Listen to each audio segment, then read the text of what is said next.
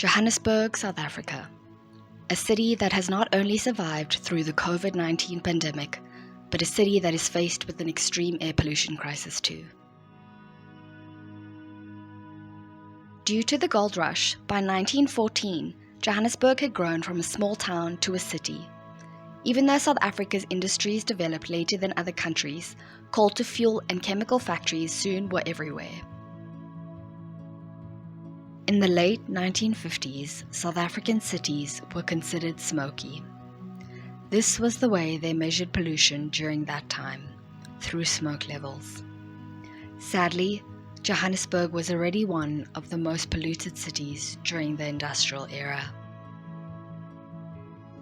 Although other countries were implementing pollution prevention acts and legislations, South Africa, however, had to wait until 2004 when their Air Quality Act was passed.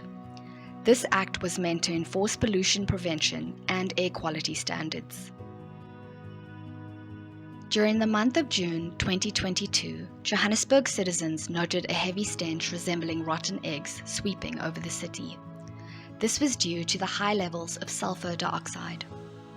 Nitrogen dioxide, as well as small particle matter and the burning of other fossil fuels, contributes to the rise of Johannesburg's air pollution.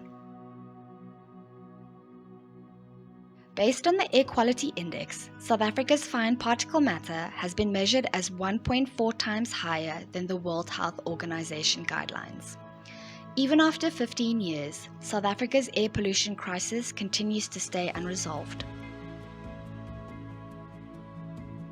The air pollution has become so toxic that the province of Mpumalanga has decided to take the South African government to court.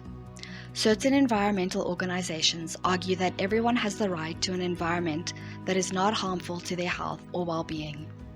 The pollution poses risks to this right, and it is the government's responsibility to clean up their environment and keep its citizens healthy. The people of Johannesburg fighting against COVID are also expected to fight the health risks caused by air pollution.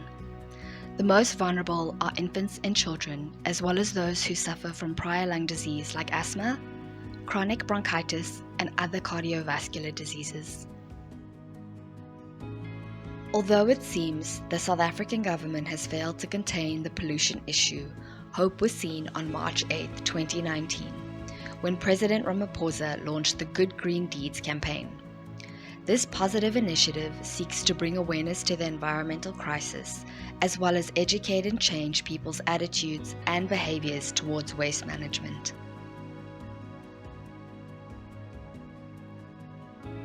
When a city can smell the pollution and not just see it, it emphasizes that there is a serious problem that needs to be addressed.